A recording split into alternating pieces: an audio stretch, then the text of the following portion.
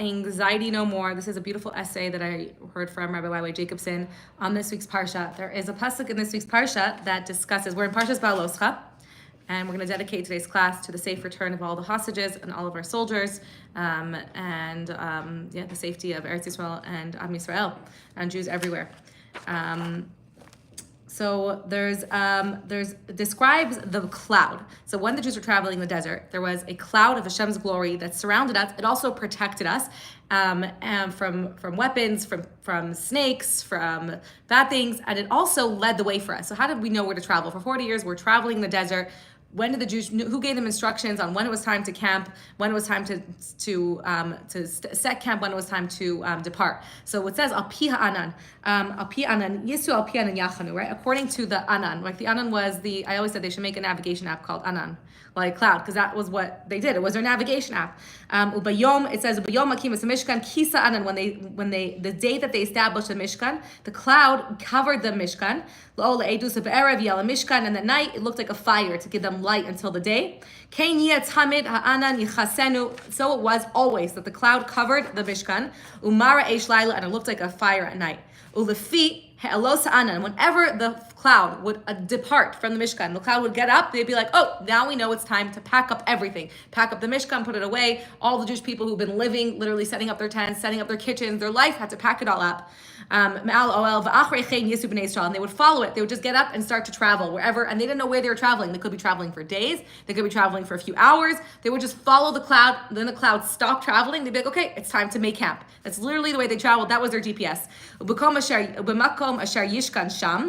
Whenever the cloud decided to lay rest, Sham Yachanu B'nai Yisrael, that's where they settled. Al Pi Hashem Yisu. According to the mouth of Hashem, they Yisu B'nai Yisrael. Al Pi Hashem Yachanu. That's the pasuk. According to the mouth of Hashem, they traveled, and according to the mouth of Hashem, they settled. They camped. Kol Yemei Asher Yishkon Anan Al Mishkan Yachanu. As long as the cloud on the Mishkan, that's how long they were on. They made camp. Ubha'arich Anan Al Mishkan Yamim Rabim Shab B'nai Yisrael Mishar Hashem V'la Yisa'u. There was an average of about a year, by the way, for a year of encampment for each. Most of the places were a year or even longer, because I think there was only 40 places, 40 years. Most of them were from actually many years. So for many years, this was their home. They created villages, they had life, they had stores, they had everything set up. So they never knew when it's time to leave. And there was days, it says many times, sometimes it was only a few days, ala mishkan, al pi Hashem yachanu, al pi Hashem yisa'u. And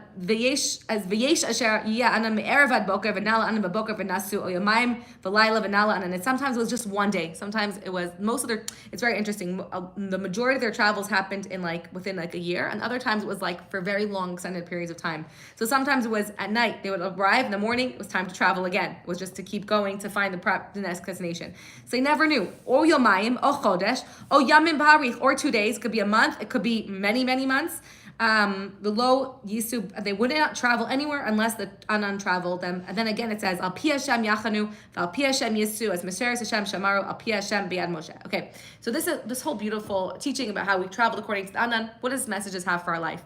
So there is a really perplexing discussion in the Gemara about this halacha of Sheishes Yamim Ta'avot.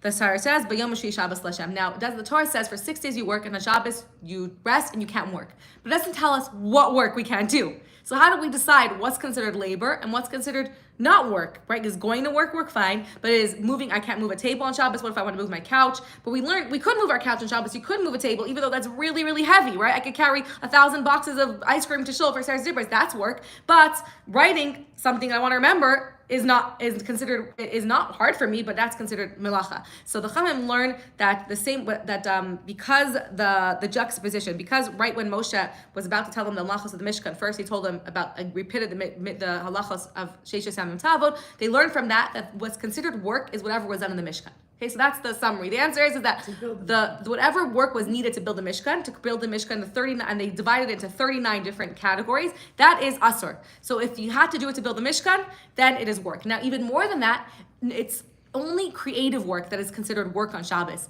If you're not creating and you're destroying something, then it's not midoraisa considered work. So because Hashem created for 6 days and then rested on the 7th day, if you're creating something, doing something productive from the 39 melachos, if what you're doing is something productive, then it's asur from the Torah. Otherwise, the Chachamim may not allow it. It's asur midora banan, but midoraisa, it's not asur, it's not forbidden.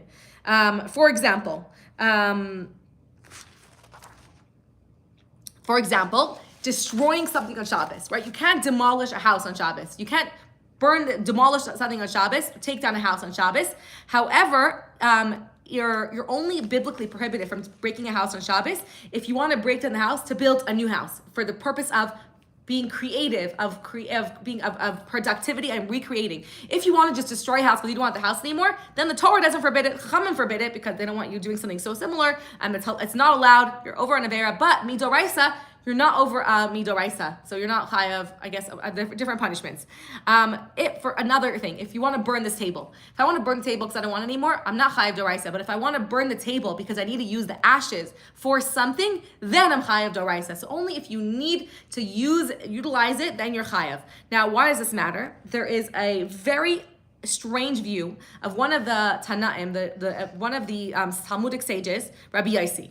He says that you only could demolish on Shabbos. You only can break something if you want to renovate and recreate something in the same location as it. Then you're biblically prohibited. So if I want to take down a house, or take down my tent and build it somewhere else, then I'm not biblically prohibited. I'm only biblically from the Torah prohibited from picking apart my tent if I want to put it back up in the same exact place. If I want to do it somewhere else, you're not, which makes sense. So that's his view.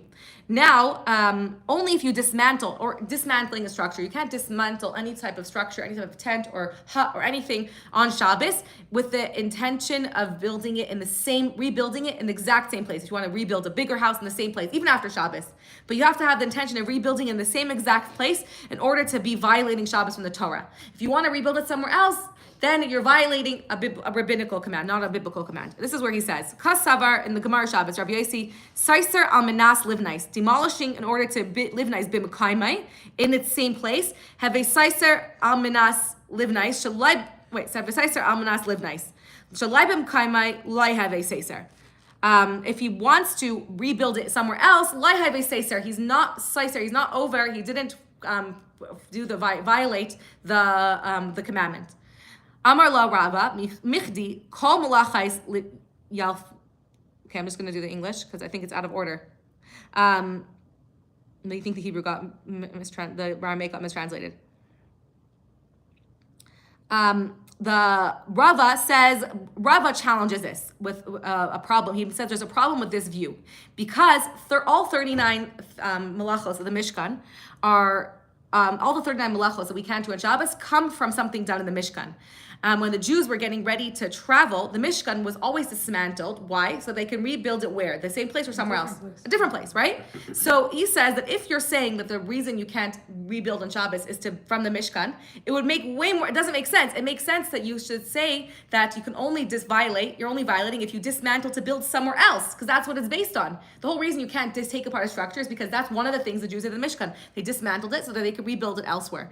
And so really it should be the opposite, that if you want to dismantle to build in the same place, you're not over what it says in the Torah, because that's not how the Jews did it. They did it so they could rebuild it somewhere else. You're understanding the question, why his opinion doesn't make sense according to Rabbi. Rabbi says, Kol malachos yalfinin lahu mimishkan. All the malachos are based on what they did in the Mishkan, and this completely negates shalabim kamahu, because in the Mishkan they al pi Hashem yachanu. So then what was Yossi's answer to him? The answer that the Gemara gives is very, very cryptic. It says, the answer is that because in this week's Parsha it says, Al pi Hashem yachanu.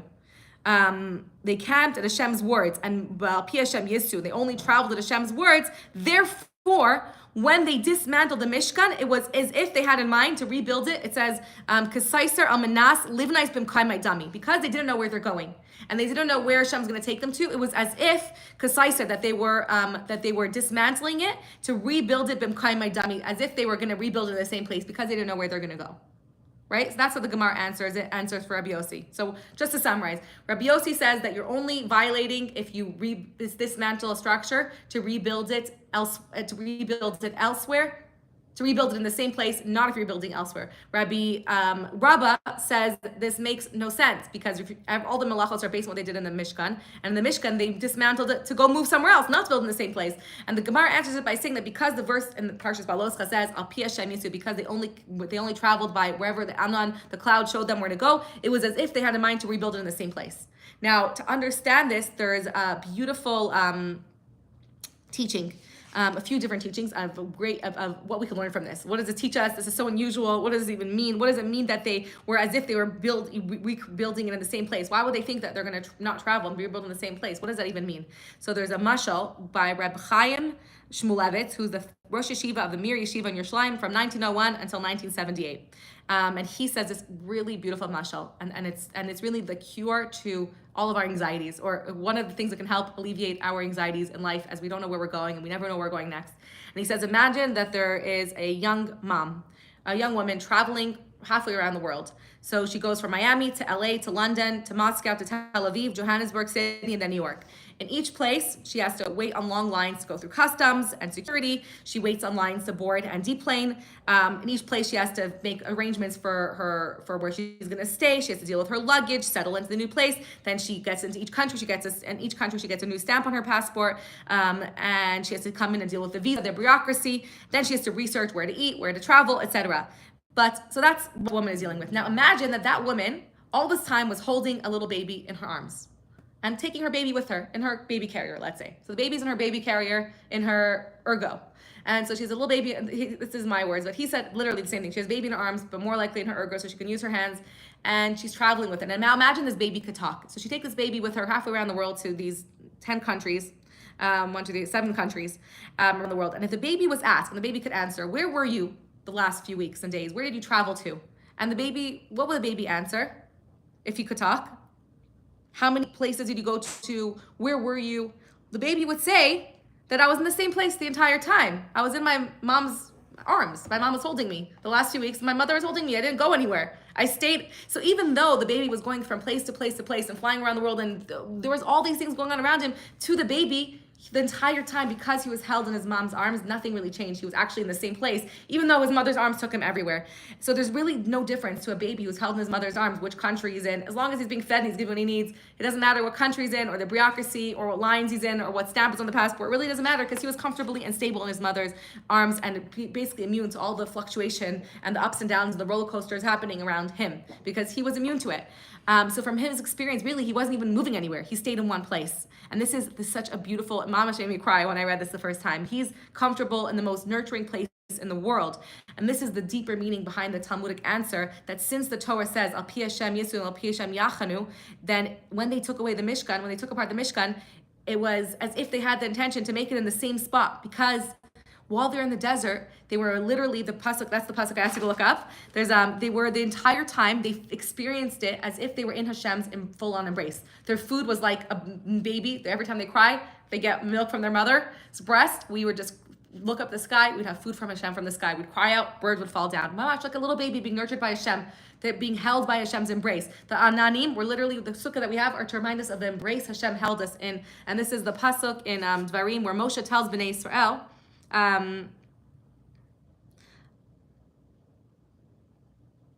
Bamidbar asher ra'isa asher nisa'acha Hashem, and the midbar where you saw how Hashem carried you, kasher yisa ishas beno, like a man carries his son, B'kol haderech, or a mom carries a daughter, in parentheses, all the way you have gone until you have come to this place. Like a man carries a son the entire way until you went here. The whole way you went, this is like the deeper meaning of that. You were carried by Hashem.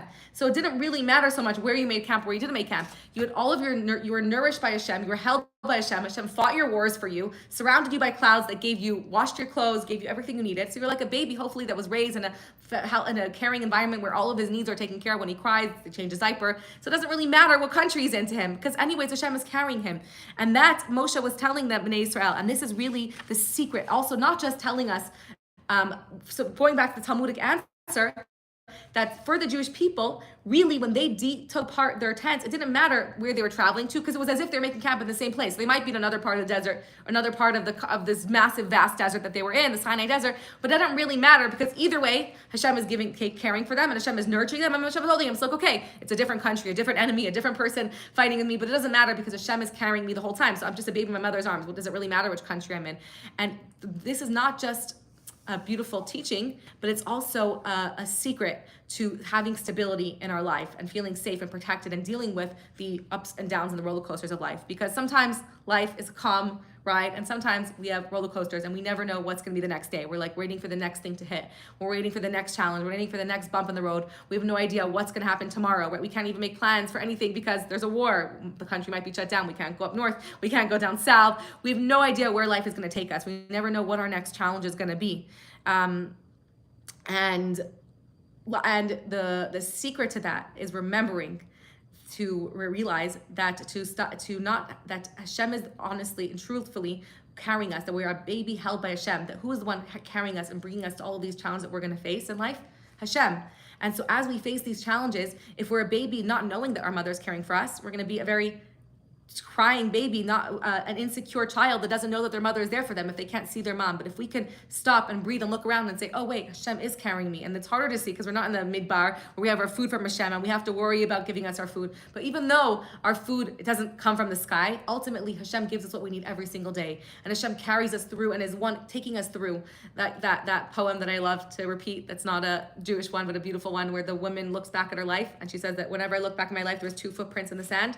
But whenever I went through the hardships of my life, I see when I went through loss and tragedy, there's only one set of footprints. Where were you, God, when I went through all the tragedy and heartbreak in my life? And he says, my child, I was carrying you the whole time. And specifically when we're going through all of those heartbreak and challenges in our life, that's when Hashem says, like to Moshe, Bo, I'm not sending you there alone. Bo el parai, I'm carrying you. You're coming with me. I'm holding you through those challenges. You're not alone. When Moshe told to Hashem, when the Jewish people say to me, who is this God? Why should we believe in this God who put us through this? Where was he? Where is he in these challenges? I should say to them, I am I am with you in these challenges. I'm holding you and I'm crying with you. I'm in these challenges with you. So while we might think we're alone, we have to just stop and be aware and recognize that every challenge that we have in life, we're not alone. Hashem is holding us through it and carrying us and giving us, there's no challenge that Rebbe said that Hashem doesn't give you all the kochos you need to overcome it. So any challenge that we're in, if we remember that where Hashem is giving us with the challenge, all of the resources and all of the nourishment and all of the love and all of the support and kochos inside of us and new resources that we didn't have before. Maybe before you given this challenge, you would have said, like I know friends of mine who've gone through the most heartbreaking losses of their life.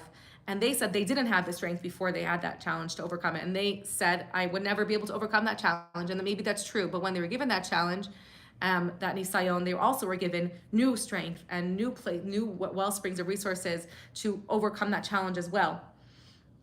And it's hard to say, right, to another person, but ultimately, what will help us with the anxiety of never knowing knowing all the ups and downs in life is knowing that I'm in my mother's arms, I'm in Hashem's arms, I'm circled by infinity, that there's no place devoid of Hashem, that Hashem is in every single space in the world, and that's that pasuk of Tehillim. I wanted to read to you in Tehillim, Perek Kuf Lamed Tes, pasuk Zayin. He says, David HaMelech says, Ana eilech muruchecha, v'ana mipanecha evrach. Where can I leave your spirit and where can I run away from your presence? Wherever I run, you'll find me, like Yonah trying to run away from Hashem and trying to flee from Hashem. Im esak shamayim, if I jump to the heavens, you'll be there. Shamata v'atzia sha'ol hinecha. If I go to the depths of the earth, you'll be there. Right? Even in hell, who's in hell? Hashem is there. Esak kanfei shachar. I'll take the wings of I don't know what a shachar is. If I take up the wings of dawn. Eshka ba'acharis v'eshkana ba'acharis yam. If I dwell at the end of the, it says the west, I don't know why it says that.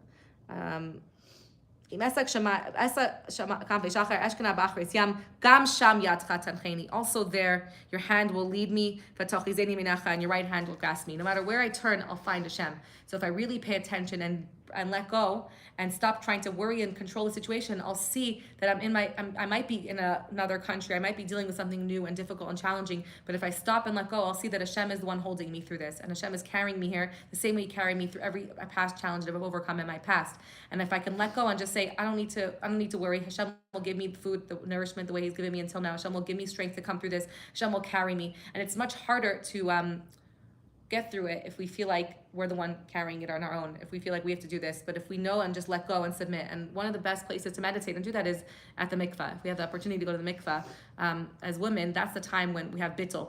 Tefillah really means the word bittul. Bittul means to surrender and let go and to be embraced by Hashem's love. And that's what going to the mikvah truly is. It's a chance to let go of all the control that we have and feeling like we need to fix all the problems and completely have, because bittul and tefillah are the same words, and completely surrender and have that moment and just say, I'm surrendering, Hashem, and you're the one holding me. I want you to carry me. And we mamash let the waters just carry us and hold us and be embraced by Hashem's love, and just say, Hashem, we don't need to be the ones worrying about how we're going to get through the challenges. We need to just completely have bittul, say surrender, and say, Hashem, you're going to get me through this. I can't on my own, right? On my own, I can't. But Bo and coming to power was that reminder to every one of us that we don't have to do it on our own. We need to surrender, and that maybe sometimes is what we need to do to overcome the challenge, to just surrender control and say, Hashem, you take me through this. I'm just going to let go and daven and have bittul and trust that you're going to carry me through this. And what I could focus on, rather than trying to control it or make the situation better, make it go away, is trying to see what I can gain from, as hard as it is, trying to see what messages and kochos I can gain through being in this challenge right now, and say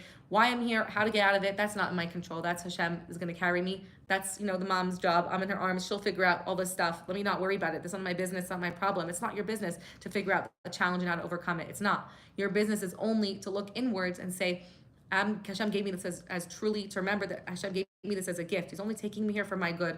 So what here can I grow from? How can I learn from this? How can I grow from this? What messages is Hashem trying to send me? What messages can I take from this so I can come out of this situation even more enriched than before, even more connected to myself? Find something here that I can learn from this unique situation. What about this unique situation can I grow from now in the situation? So only if I surrender control can I really focus on what matters. And we learn that that's the path through a nisayon. That if we can look at it as a gift from Hashem, as a bracha, like I'm not that holy, but I have friends, that's two friends that recently told me, one of my friends who spoke on Shavuos night, she was going through a lot of pain in her life, a lot of mental health struggles, struggling to get out of bed. And she said she'd wake up every day and say, thank you, Hashem, for the good, thank you for the bad. I don't know why. I am not on that level. I have another friend that also is going through a lot of struggle in her life. She told me she wakes up every day and says, thank you for the good and thank you for the bad. I might not know why it's good, but I know that Hashem only wants good for me. And if he's taking me through this, there's something good in here for me. So all I could focus on trying to find what good in there it is for me and looking for that. And once I could take that good, then the nisayon doesn't have to be there anymore. Then Hashem could say, okay, you got what you needed to get from it. I'm trying to give you a very deep present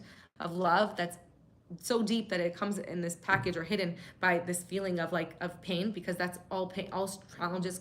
Goodness comes, the deepest good comes through pain. And when you can uncover it, then hopefully we won't need that challenge anymore. You can take out what you need from it. You receive that message, you receive that gift, you found that goodness inside of it, and now Hashem can take you through it and give you what you need to take through it. So that was a bit of a detour, but the truth to realizing, to overcoming the craziness and the hecticness of life is stopping, and I think to do this is through the mitzvahs and remembering that Hashem is holding us, remembering that I'm in my mother's arms, that I'm in my parents' loving embrace. And when I remember that, it's not so overwhelming to go through all these things. So we do that by saying Moda'ani, if we could, and I'm speaking to myself more than any of you, if we could remember in the morning, say Moda'ani, and remember to be grateful that Hashem is carrying me and holding me. If every time I say a bracha, I reconnect and I remind myself I'm not alone in this. I'm being carried by Hashem. It can give us that little fuel. Every time I make a blessing, every time I do a mitzvah, every time I say Shema, I'm reconnecting and saying, Hashem, I'm not alone in this. You're carrying me. Let me surrender. I'm not going through this alone. Hashem, you see me, you're holding me, and together, and if I let go, Hashem will get me through this and carry me through this. So it makes less of a difference where we are in life or what challenge we're facing if Hashem is carrying us through it anyways. So ultimately, that's the highest level of saying, it doesn't, being like a baby, being able to be so non-worried, to have such a high level of emunah. Imagine that you didn't matter what you were going through in life, like the biggest tzaddikim, didn't matter what they were, because either way, Hashem was holding them. It was whatever Hashem felt was best for them. It didn't matter what challenge they were going through, because they're being carried by Hashem's embrace. So yeah, I bless all of us. Hashem carries us. We feel Hashem's love. We feel Hashem's embrace throughout as a nation and individually, that whenever we're going through, we could feel the love from Hashem and see the revelation of how it was good all along and be on the other side, and that we should merit to feel that love and have that emunah, and only not be challenged anymore. We have enough Yisurim. We should never ask for Yisurim. We should have no more challenges, and have open revelation of seeing, like in the Midbar, of how Hashem is caring for us and fighting our battles for us, and the ultimate revelation. Mashiach Tzidkenu. That was way long.